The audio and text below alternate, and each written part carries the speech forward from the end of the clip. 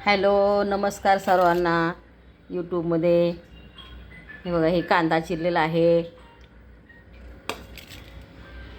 आणि हे आज बेत कशाचा आहे.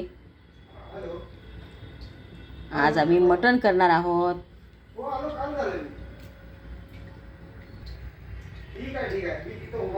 हे बघा, आता हे तेल टाकलंय.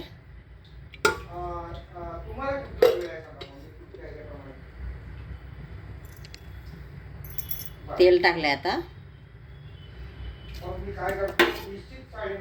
आता हे तेलामध्ये कांदा टाकलाय.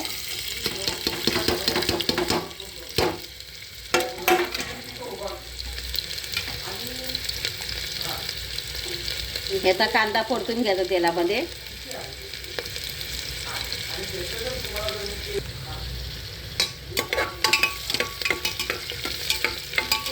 ह्याचा कांदा आहे ना, जरा ब्राऊन कलर होईपर्यंत तळायचा आणि कांदा तळल्यानंतर मग त्यात हळद आणि मीठ टाकायचं.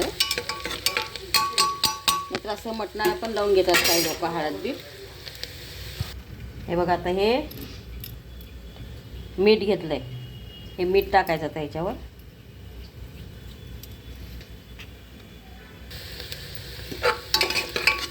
आता कांदा तळलाय, आता यात हळद टाकायची. चांगला तळाय कांदा. आता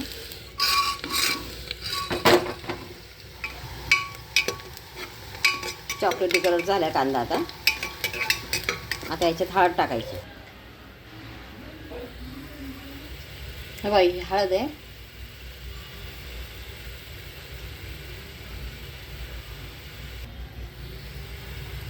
आता एवढी हळद टाकायची. ही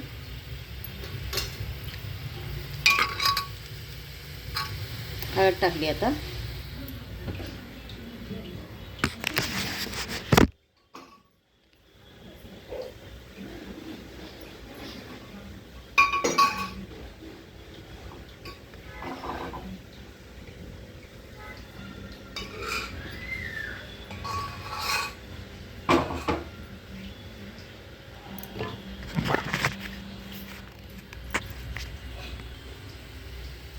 हे आता मटण टाकायचं.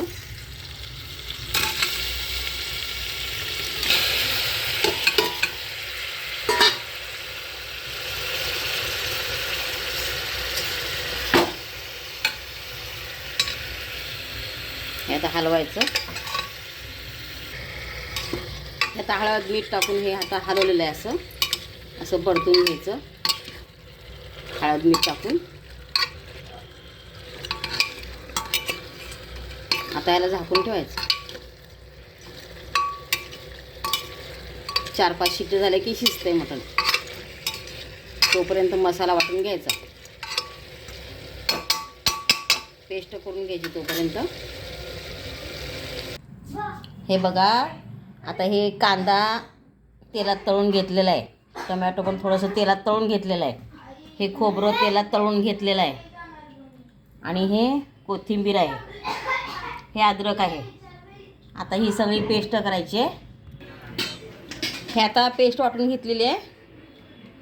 अद्रक, कोथिंबीर, कांदा, खोबरं सगळी पेस्ट वाटून घेतलेली आहे ही. आणि हे बघा, आता ही भाजी शिजलेली आहे. आता फोडणी टाकणार आहे भाजी. छान शिजली भाजी, मस्त वास यायला लागला आहे. आणि हे कांदा खोबरं हे भाजून घातलं ना, खमंग लागते जरा. मी त्याला जरा तेलात तळून मग पेस्ट करून घालत असते, छान लागते.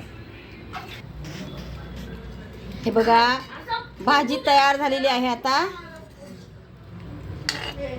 ह्याला उकळी फुटली की झालं, तयार झालेली आहे भाजी.